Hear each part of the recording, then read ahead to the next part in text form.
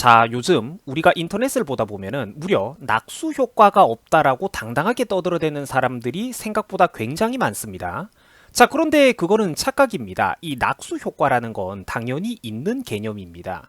모든 경제 과정에서 낙수 효과라는 거는 당연히 존재를 하는 개념입니다. 자, 예를 한번 들어볼게요. 오늘 반도체 호황으로 보너스를 받아온 삼성전자의 직원이 당신의 어머니가 운영하는 빵가게에 들러가지고 결혼기념일 케이크를 사가는 것 자체가 바로 낙수 효과입니다. 자, 여러분, 이거 절대로 과장되거나 잘못된 비유가 아닙니다. 삼성전자 직원이 보너스를 받아가지고 내가 운영하는 빵가게에 들러서 결혼기념일 케이크를 사가는 것 자체가 바로 낙수 효과예요. 이거 잘못된 비유 아닙니다. 그 어떤 경제학 교과서와 비교해봐도 매우 직관적이고 굉장히 좋은 비유예요. 한번 들어보세요. 이 현대산업과 특히 반도체 산업이라든지 이런 거, 그리고 미래산업은요, 전 세계 각국의 선진국들이 지금 엄청난 대규모 자본과 최고의 인력들을 모아가지고 맞닥뜨리는 그런 전장입니다. 이런 미래산업 같은 경우에는 고도의 기술과 대규모의 자본 축적이 필요하기 때문에 기업이 없이는 그 부를 개인이 창출할 수가 없다라는 거예요. 협력되어 있는 인력과 탄탄한 시스템과 대자본의 결합 없이는 그 부를 절대로 개인이 벌어올 수가 없다라는 것입니다. 지하자원 하나 없는 이 나라에서 맨 처음 외화를 벌어다 오는 그 광산 역할을 하는 게 여러분 누구입니까? 기업입니다. 한국에서는 기업이 곧 자원이라고 생각하시면 돼요. 기업 말고는 자원이 없는 나라잖아. 지하자원을 팔아먹고 살던 나라에서 광맥이 마르면은 그 나라는 망합니다. 기업으로 먹고 사는 나라에서 기업이 말라버리면은 그 나라는 망합니다. 여러분, 우리는 휘발유로 차를 타고 다니죠. 나라 안에 휘발유가 돌고 돕니다.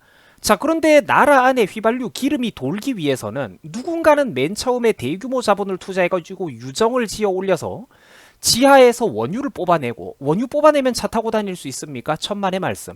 석유화학 공장을 세워가지고 휘발유를 거기서 정제하고 분리해 내야만 합니다. 처음 누군가가 땅을 파서 기름을 캐내야지만 비로소 그 나라 안에서 기름이 돌 수가 있다라는 거예요. 지능이 조금 부족할지언정 사람의 양심을 포기해서는 안 됩니다.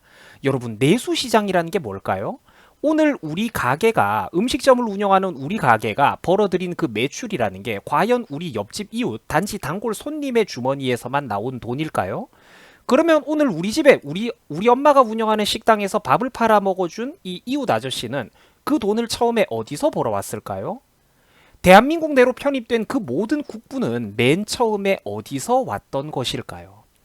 전국 토해의 70% 이상이 산지인 이 나라, 농업 자금률조차 세계 최하위권인 이 나라, 지하자원이라고는 쌀 한 톨만큼도 없는 이 척박한 나라에서 오늘날 세계 10위권 초반 이내에 포함될 만큼 쌓아올린 이 막대한 부를 맨 처음에는 어디서 무슨 경로를 통해 가지고 이 나라로 굴러 들어오게 된 걸까요? 기업입니다. 기업. 기업이 수출을 했기 때문에 지금 대한민국이 타고난 피지컬보다 더 많은 부를 이 나라 안에 축적하고 있을 수가 있는 거예요. 과거 훌륭했던 리더들이 자갈만 가득했던 이 척박했던 대한민국에 열심히 물을 주고 거름을 뿌리면서 산업의 텃밭을 일구었고요. 그 위에 기업이라고 하는 과일 나무들이 자라나기 시작했습니다. 그 중에 몇몇은 거목으로 성장을 했어요. 과일도 많이 열렸습니다. 그 옛날 처음에 그 돌무더기 같았던 자갈밭은 상상도 안 될 정도로 엄청나게 지금 논밭이 커졌어요.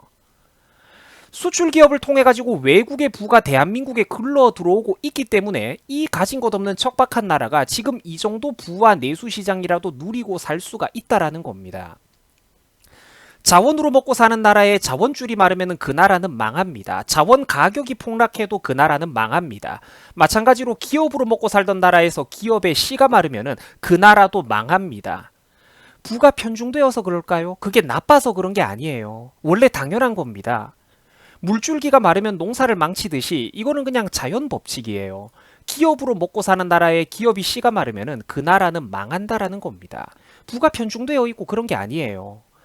베네수엘라는 산유 국가인데도 불구하고, 기름이 나는 국가인데도 불구하고 왜 국민들이 전국민 평균 체중이 마이너스 9kg이 넘게 빠져버렸을까요?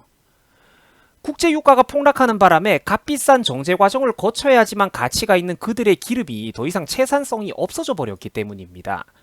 베네수엘라 같은 나라에도 허황된 말과 문구를 떠들어대던 정치인들 그리고 기자들은 많았습니다. 그런데 왜 국민들은 가난하고 고통스러운 삶을 살고 있는 걸까요? 왜 거기는 마트가 텅텅 비었을까? 석유 말고는 해외에 경쟁력 있게 팔아먹을 만한 수출 자원, 상품이 없었기 때문입니다. 석유 말고는 베네수엘라에 외국에서 돈을 벌어올 만한 그런 기업도 없고 제품도 없고 아이템도 없고 산업 기반이 하나도 없었기 때문에 가난하게 사는 거예요, 지금. 그런데 지금 우리나라를 한번 보세요. 우리는 우리의 광맥들에게 지금 무슨 짓을 하고 있습니까? 왜 우리 스스로 우리나라 광산의 문을 닫아 걸고 있습니까? 왜 상생이라는 이름 하에 쓸 수 있는 덤프트럭을 안 써야 되고 규제를 걸어가지고 손수레를 쓰고 있나요? 왜 상생이라는 이름 하에 장비를 동원해가지고 수압 파쇄하면 되는 걸 흙먼지 마셔가면서 뼈가 빠지도록 곡괭이질을 하고 있냐라는 것입니다. 여러분 뭔가 이상하지 않습니까? 우리나라 경제에 뭔가 이상하지 않냐고요. 이 나라가 돌아가는 꼴이.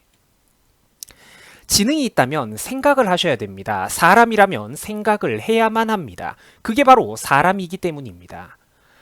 당신은 주식회사 대한민국의 주주입니다. 그런데 이 나라에는 대주주가 없어요. 당신의 한 표, 그런 한 표 한 표가 모이고 모여가지고 곧 절대적인 한 표가 됩니다. 시청자 여러분들이 잘못된 결정을 내려버리면 거대 선박 대한민국호는 절벽 끝으로 향하게 될 것입니다.